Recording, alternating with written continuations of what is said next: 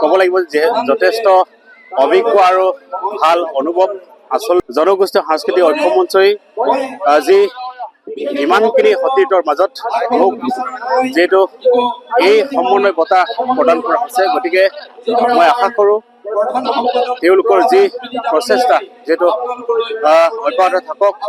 যিহেতু ক'ব লাগিব মই আচলতে কিমান যোগ্য বা কিমান কি কৰিছোঁ মই নিজে নাজানো, কিন্তু এনেধৰণৰ অনুষ্ঠানৰ জৰিয়তে এনে অনুপ্ৰেৰণাবোৰে জীৱনৰ কাৰণে এক সাহস হৈ ৰ'ব আৰু অনাগত দিনত এই সাহস লৈ এই জগতত মই কাম কৰি যাম বুলি প্ৰচেষ্টা কৰিম।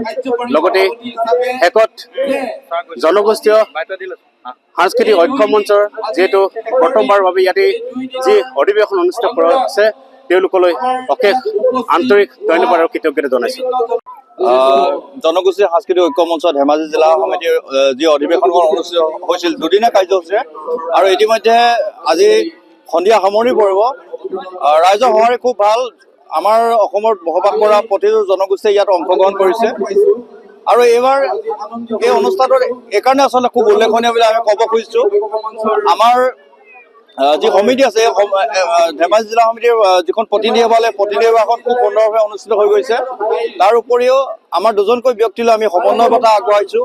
বিশেষকৈ জ্যেষ্ঠ সাংবাদিক মোহন পাংগেৰ লগতে বিশিষ্ট সমাজকৰ্মী অতুল পেগুলৈ আমি দুয়োগৰাকীলৈ সমন্বয় বঁটা জিলাখনৰ পৰা আগবঢ়াইছোঁ।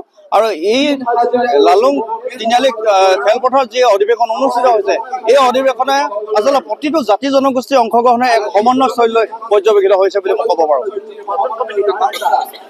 কি ক'লা? বিশেষকৈ আমাৰ 31জনীয়া কমিটি গঠন কৰা হৈছে।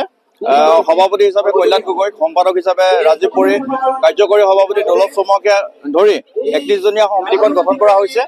আৰু মই আশা কৰিম এই 31জনীয়া সমিতিখনে আৰু দুগুণ উৎসাহেৰে আচলতে কাম কৰিব পাৰিব, আৰু এই অভাজনকে পুনৰ ধেমাজিবাসীৰ বিশেষকৈ জনগোষ্ঠী ঐক্য মঞ্চৰ সদস্যসকলে পুনৰ সভাপতি হিচাপে নিৰ্বাচিত কৰাৰ কাৰণে আপোনালোকৰ সুযোগতে আচলতে আপোনালোকৰ যোগেদি বহুত বহুত তেওঁলোকলৈ ধন্যবাদ জ্ঞাপন কৰিছোঁ। আৰু তেওঁলোকে যি বিশ্বাস আৰু আস্থা ৰাখি পুনৰ মোৰ নেতৃত্বত সমিতিখন গঠন কৰি দিলে, গতিকে আমি দুগুণ উৎসাহেৰে কাম কৰি বিশেষকৈ ধেমাজি ৰাইজৰ বাবে নতুনত্ব আৰু কিবা দিব পাৰি নেকি সেয়া নিশ্চয় চিন্তা চৰ্চা কৰিম। যিকোনো খবৰৰ বাবে যোগাযোগ কৰক 7099017330 লগতে 7099017110 নম্বৰত।